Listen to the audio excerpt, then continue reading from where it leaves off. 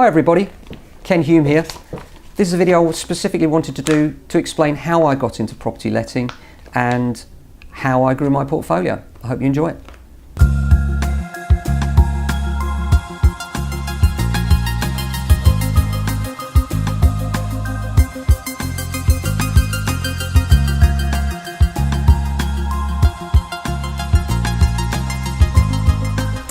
Hi there.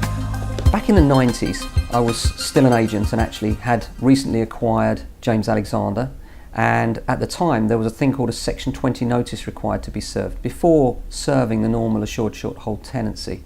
If you didn't serve this particular notice, what would happen is that your tenants would be what we call assured tenancies, and that means that you cannot remove them from the property.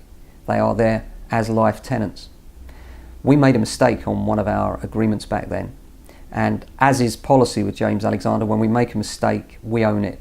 So once we'd seen what happened, somebody had filled in the paperwork and put the wrong date on it, meaning that the notice served was slightly incorrectly dated, and that led to a landlord with a property who was effectively a life tenant.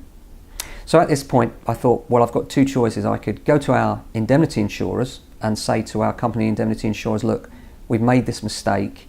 Can you please really refund the landlord the difference between an assured tenant and an assured short hold, which is roughly 50% of the value of his property we calculated at the time.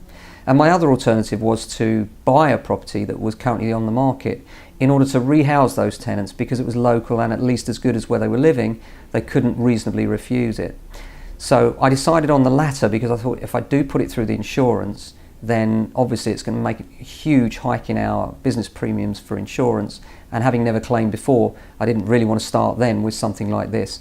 So I called the landlord, owned the issue and said, look, we've made this mistake, this is how we're going to put it right. The landlord was happy enough, and I acquired our first buy-to-let property. When I say buy-to-let, there were no buy-to-let mortgages back then. Buy-to-let was relatively new. This is back in the early 90s, and there were no lenders offering buy-to-let at that stage. It came much later that the buy-to-let mortgage came along, about 2006 I think actually. So at that point just getting the mortgage was quite difficult. Well, we managed to obtain the finance, got the property, actually went through and did it up from scratch and then moved the tenants in. They were nice people and the tenancy worked out very successfully. When I saw that the model was working, I then decided that perhaps we should do this again, as well as going along supplemental to the business I'm running as an agent. It would give me experience as a landlord and also be able to see things from the other side, try and understand the landlord's perspective more. So I started to invest in other properties and made a point of sort of looking for investment properties along the way. And that's how I started my portfolio going. And now we have a substantial portfolio providing a good income.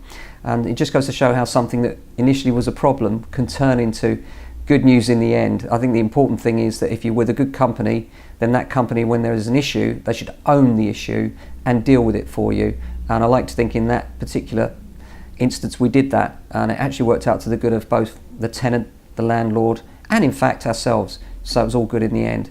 And nowadays we still invest in properties and we still have confidence that the market locally here in Norbury is the one to be in. All of our investment properties locally are in Norbury, and if you're a local landlord needing a service where the landlord understands how you feel when things go wrong, well, that's us, because not only are we letting and management agents for many, many landlords locally, but we understand how it feels to sit on the other side of the fence as a landlord when things go wrong, and hopefully that will help to address things when they do go wrong and make sure that they're put right for you.